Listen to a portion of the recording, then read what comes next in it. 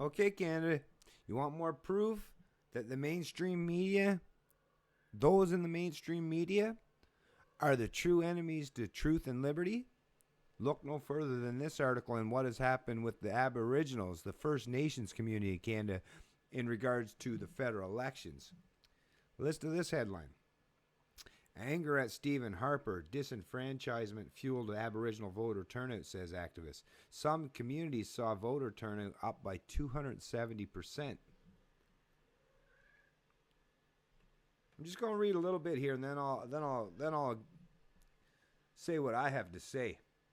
I'll shed a little light, a little truth, a little reality on this subject for those of you who don't understand what I'm about to delve into, the importance of what I'm talking about. Aboriginal activists who spent months mobilizing First Nations communities say outgoing Prime Minister Stephen Harper's attempt to disenfranchise Aboriginal voters backfired and fueled turnout so high that some reserves ran out of ballots. Some Aboriginal communities saw voter turnout spike by up to 270% in the October 19 election, despite the Fair Elections Act, which made it harder for someone to vote without approved identification. In the riding of Kenora, which includes 40 First Nations in northern Ontario, voting on the reserves.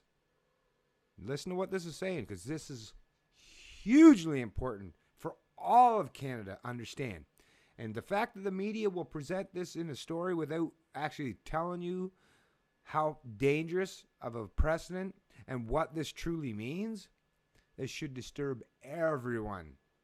All the lowly taxpayers on this geographical landmass, the wage slaves, the serfs. Voting on the reserves was up 73%, almost 3,000 voters. At least 4 of those 5 nations ran on a ballot and either used photocopies or waited for more to be brought in. It was so heartening to see, said Tania Cameron, a driving force in getting those people out to the polls, many for the first time, both in Ontario and across Canada. I was thinking we're going to see a turnout that Harper never expected. Cameron is a band counselor in Daly's First Nations. She started the First Nations Rock the Vote page on Facebook and organized countless ID clinics where people could see if they were registered or had the required identification to cast a ballot. Others started up similar chapters across the country, urging First Nations people to vote. Harper saw the increased political activism amongst First Nations during the Idle No More movement and thought, we've got to make sure these people don't vote, Cameron said. She wanted to prove them wrong. Harper's intent was to suppress the Indigenous vote, and that motivated me, said Cameron, a former NDP candidate. It just caught on. I think the excitement of getting rid of the Harper government showing Harper that his oppressive tactics weren't going to work. I think that was a huge motivator for many people who decided to step up. Okay, now I don't have to read any more in this article, because everything that needs to be known was already said in those few paragraphs. We're talking about people on the First Nations, not just communities, on the reserves. Now, as a Canadian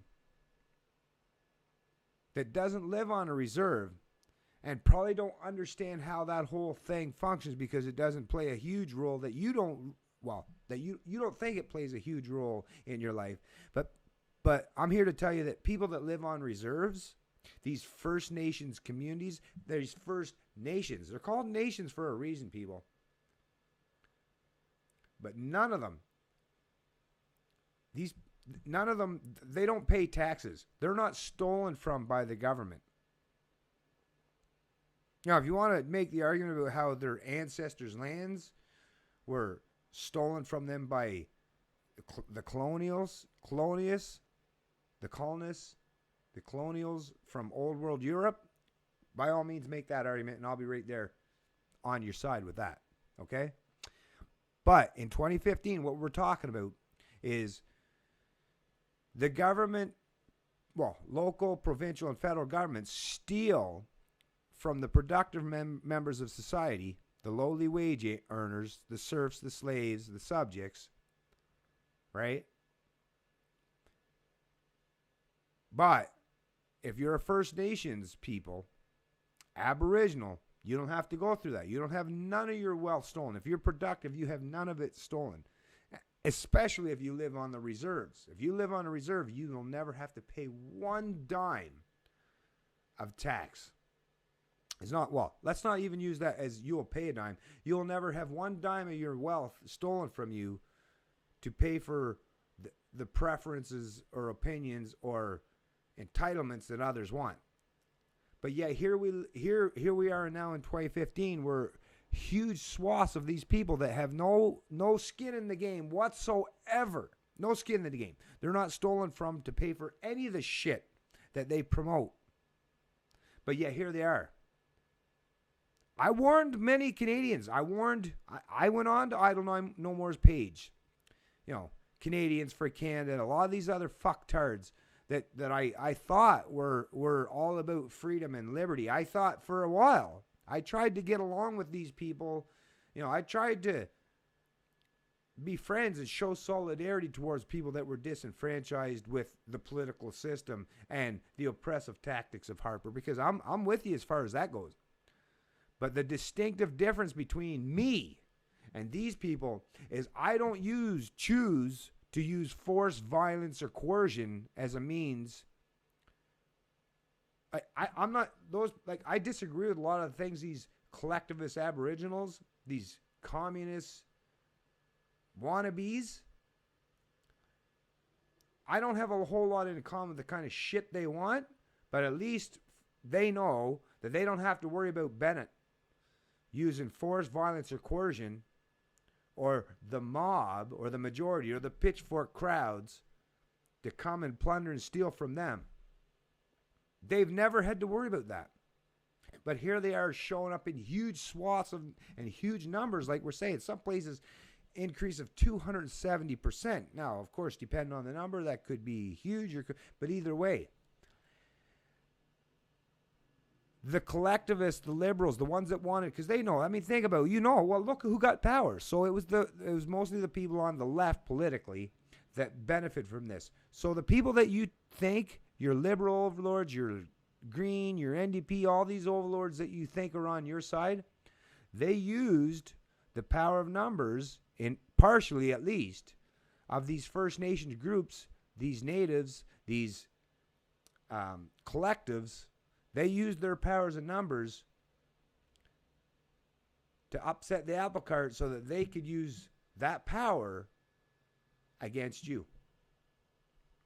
And you, the worst part is, many of you are seemingly on their side, even though they are dipping, while you guys are all, yeah, get rid of Harper, yeah, cheerleading all this shit, while you're the one standing at the front pounding your fist. Those fucking people that you think that are on your side backing you up, they're back behind you all right. And while they're there, they're dipping into your back pocket, in your wallet, and they're stealing from you left, right, and center, all the while looking, hey, we're on the same side. Look, we hate Harper. Bunch of fucking idiots you are for falling for this fucking nonsense. But you'll let it go because, you hated Harper so much that, that's okay. Yeah, go ahead. You can steal from me. At least I'll be getting rid of Harper. If I don't like the way he steals from me. But yeah, you can steal from me, I guess, right? Wow, man. This is the fucked up, this is how things are, Canada.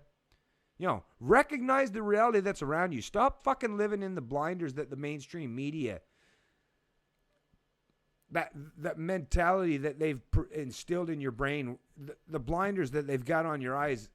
Just rip that fucking shit off. Will you? Take them off. Take a look around. I mean, do you know how fucking stupid you look? Do you have any grasp? No, you don't, because if you did, you wouldn't keep falling for the same shit. So your ignorance it's so blatantly obvious. For people like myself, I almost shriek. One part of me has sympathy for you for being such mindlessly ignorant, stupid fucking people. But at the same time, as you see, it also infuriates me because it's not just, if you were the only one that got stolen from, ripped off, oppressed, forced to pay for the fucking ideologies and edicts of these fucking central planners, these collectivists, these fucking communists, these First Nations people, I'd be like, hey, your own stupidity, whatever, dumbass. But no. Your decisions, your solidarity with these groups is what allows the whole system to continue And now that they get to rob from me and others like myself that fight against and don't have the delusional fucking belief in the power of central government and statism. You're a direct threat.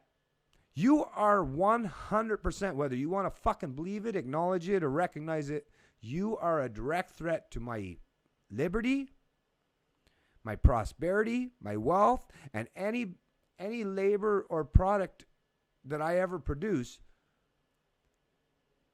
You have made it paramountly clear that you're more than willing to steal from me in any way, shape, or form, or help others steal from me if it need be. If it means that you get a bigger gang to overthrow the ones that you thought were oppressing you, which in reality, they're all oppressing you, you dumb fucking asses. Every single one of them are oppressing from you, plundering, controlling, and dictating your lives. Just because you have more agreement with the people that you're siding with, these First Nations groups, at least recognize the fact they're laughing at you all the way the fucking back to the bank. They're laughing at you. You might think you have this solidarity with these groups, but in reality, they're laughing their fucking asses off you at the fact that you're too stupid and too filled with anger and hatred towards your political counterparts or opposition that you don't even recognize the wolves that are standing there just getting ready to attack. They're laughing at you, you dumbasses. Part of me would laugh at you. I would actually like to laugh at you because you really are that fucking stupid. You deserve to be mocked. But like I said, I can't laugh today. I won't be able to laugh about that fact because it's your ignorance, your willful ignorance, your conformity. You're willing to go along to get along with these fucking idiots.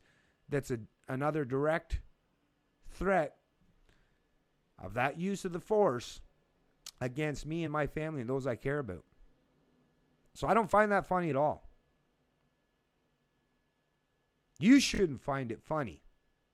You should fucking really gain some self-esteem, some self-respect, some dignity. It'll never happen until you break your mind free from this stupid religion, this ideology, this mystical concept of government. Until that happens, all these other collectivists, they're just like a giant sponge, and they're going to take from you as much as they can because they know that you're more than willing to allow them to do so. Shame.